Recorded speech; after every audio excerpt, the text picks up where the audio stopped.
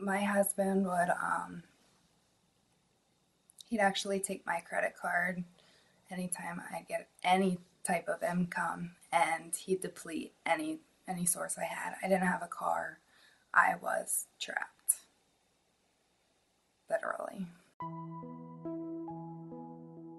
I've seen many times where women do leave an abusive situation and they end up back with the abuser in a short period of time. And financial dependency is a major, major factor in that.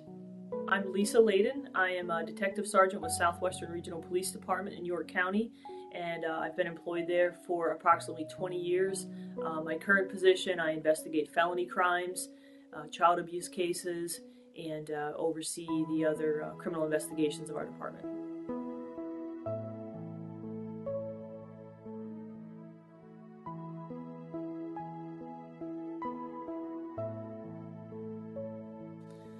As I was getting depressed, I met my husband, and I was basically looking for a caretaker at the time.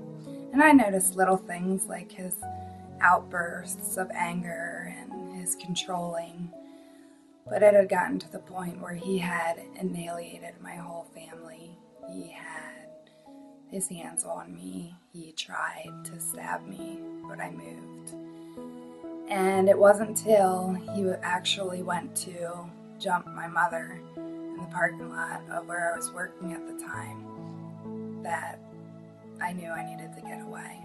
It wasn't enough. My self-esteem was so depleted that it wasn't enough to leave for me. I had to leave for my family. I worked 2 jobs and he worked 2 jobs, and so I thought that he was a go-getter like me and just trying to get ahead. And we went out, and we went out for a while, and ended up, he moved in with me. After I became pregnant is when it kind of flew into full force, and that was when I had my very first PFA that I filed. And he was a wonderful person that unfortunately also was an alcoholic, and the alcohol always amplified things. That he just he was a mean drunk, and I don't know if it was his true personality.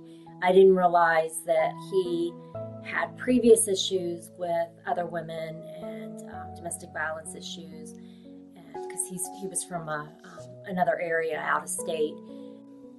He'd take my phone, he'd cut off the internet anytime we were having problems. So I wasn't allowed any contact with the outside world, and I was actually scared of the outside world at the time.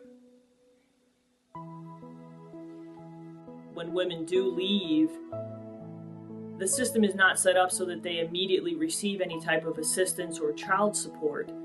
So even though our legal system is going to work towards that end, it's never immediate.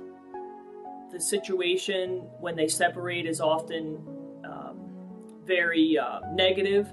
So it takes a long time for that to kick in, and women without any financial independence very, very often end up back in the abusive situation because they just can't meet their needs and most times take care of their children. Unfortunately, in those days, I don't think that the cops were very sympathetic, that I was in precarious situations, and fortunately, I did find a support group, and I found a really good counselor that kind of helped me work through some things.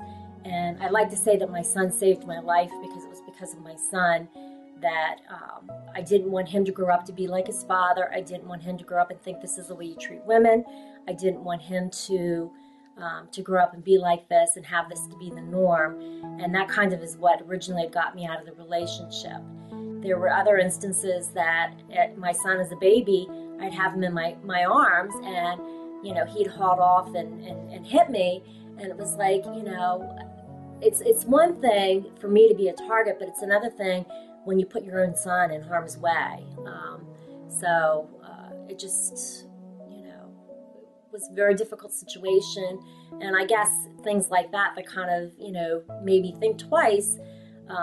I mean, I tend to say that, you know, in my point of view, the relationship was the worst thing that ever happened in my life, but it's also the greatest thing that ever happened because my son is the greatest thing in the world, and I wouldn't have it any other way, and it's made me the person that I am. And I just hope that other women can learn and grow maybe from my experience and have a better life and not have to go through what I went through.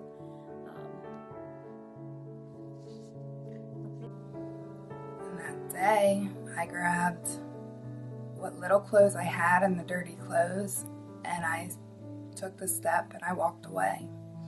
I went to the local shelter, and with the clothes on my back, as soon as I walked out the door and took that first step, it's like so many other doors opened. I was at the shelter. I got some financial help. I met with Dress for Success, South Central Pennsylvania, and they actually are the ones who gave me the suit to continue to be successful in what I'm doing now. So I definitely think that they prepared me for my best, and emotionally, I give the credit to God because I needed rescue, and I was rescued.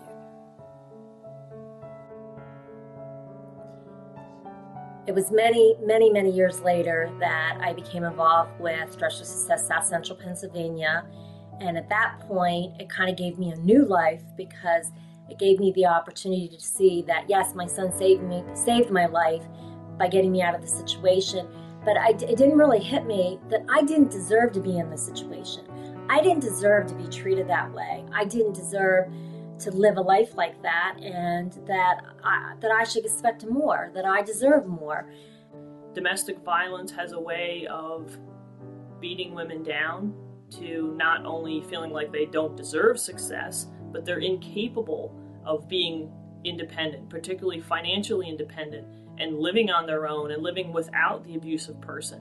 So I see Dress for Success of South Central Pennsylvania as contributing twofold in helping women gain financial independence, but also giving them the self-confidence that they need to not fall back into that situation or any future situation where they're being abused.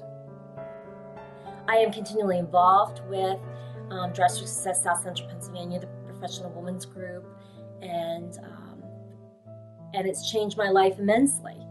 And I think it's a wonderful organization for all women, and for women to be together, and teaching all of us within our group that we need to support each other, and we need to learn from each other, we need to grow, and just be there for each other. And so it's like a sisterhood that has really helped me grow immensely. My name is Diane, and I'm an ambassador with Dress for Success South Central Pennsylvania, and this is my story. I always knew I wanted to help people who would feel trapped in the same situation. Starting that, I'm now working with the elderly, doing recreational therapy. And in that, even though they're not trapped, they are familiar with the small space. So I try and make the best of it for them, best of their everyday, of what days they have left. And in the spare time, I do my art, which I do take a little bit of pride in, because not that I'm good at art, but God's given me the gift to be able to inspire other people. And in that, I try to do what I can to help, to be that one person that takes the first step, and then maybe others will look into that too. My name is Rebecca. I do recreational therapy during the day and art in the evenings. I like to inspire. My name is Ruth Kalp. I'm the founder and CEO of Dress for Success South Central PA. We are an organization designed to empower women and provide the support they need to become self-sufficient. 40% of our clients report that they have experienced domestic violence, and we are helping to change lives.